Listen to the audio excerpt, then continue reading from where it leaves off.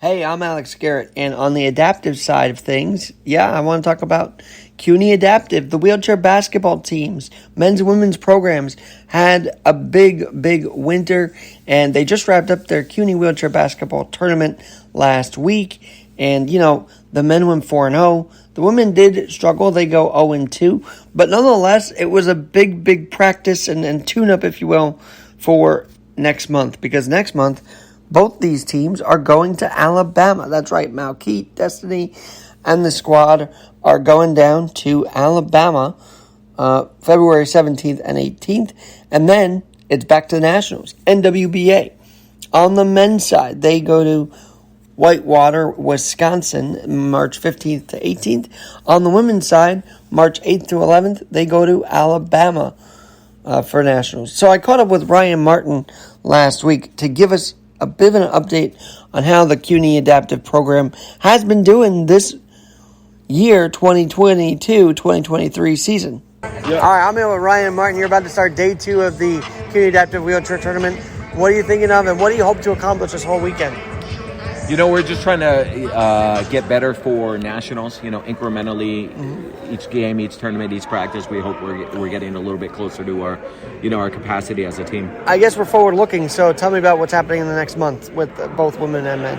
Yeah, so we'll really get into kind of the college portion of our season. We'll go to University of Alabama, both our men's and women's team, and then we'll have our nationals with our men's and women's teams. They're split this year within the NWBA, so the men will go to Wisconsin for nationals and the women will go to Alabama. But I hear they're all traveling together for both tournaments, or how does that work?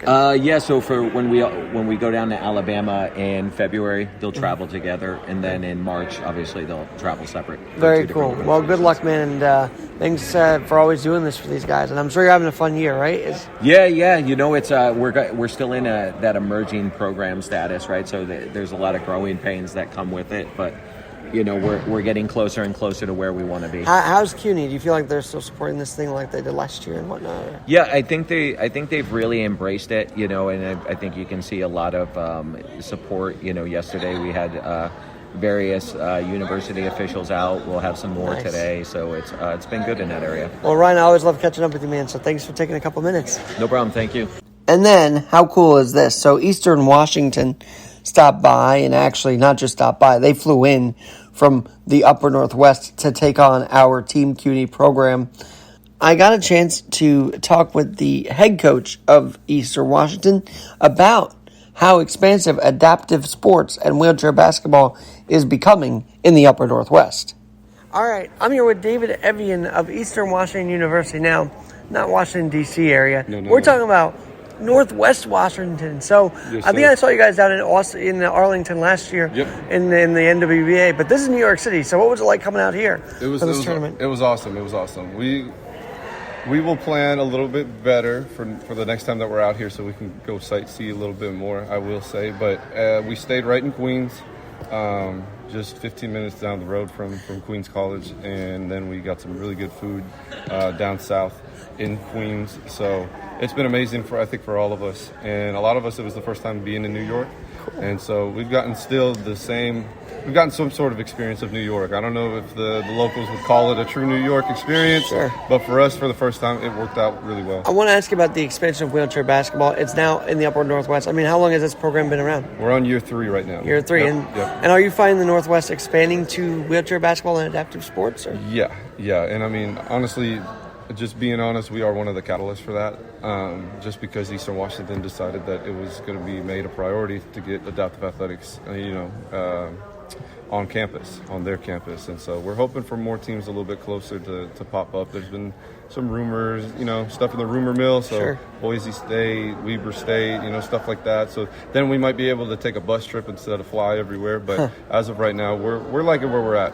We get competition. Was last year your first NWBA, or was that? No, so that was technically our second. The COVID year, or the year after COVID, however you want to say it, 2021, we got to go to nationals as our one and only tournament. And that was down in Alabama. So we were one of the 5 teams that made it down there. Nice. So that was cool for our guys. We practiced all year as if it was going to happen. A bunch of stuff got canceled because of COVID. And then we were still able to make it to Bama. So. Now, is it only men's right now, or is there a women's team as well? Right now, there's only men, so technically we're co-ed right now. I'm Okay. working on getting the women's team going.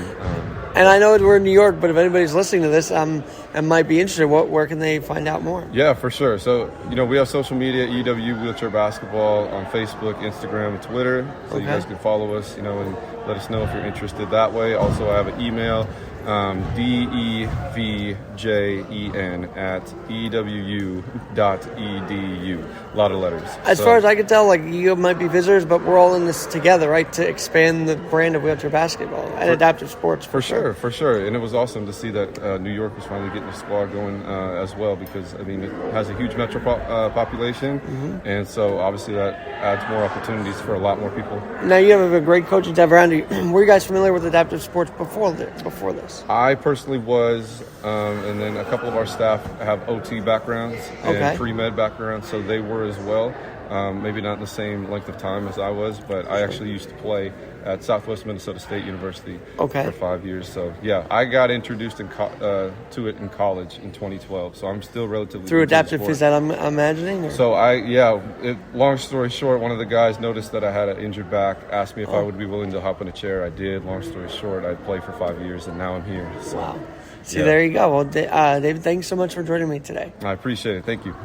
And thanks to Nav for having me up there to announce at least one game, the Eastern Washington against Edinburgh game in the morning. And then, I'll be following the trail of the Cuny Wheelchair Basketball Program, Cuny Adaptive, this upcoming months, as again, it's back. The intensive gameplay down in Alabama. I'm sure we'll get recaps from Ryan and maybe even some of the team.